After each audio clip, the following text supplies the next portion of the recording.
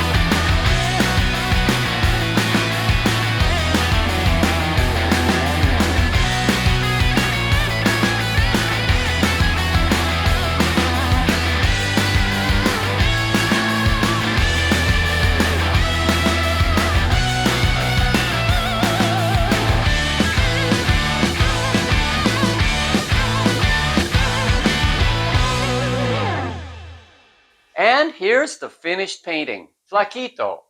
This one took me probably in real time about 2 hours. And you can see it now on my website at douglassimonson.com. Thank you for watching. I hope you enjoyed this. If you did, please consider subscribing. And if you got a little inspired watching me paint, go! Put on your painting pants and go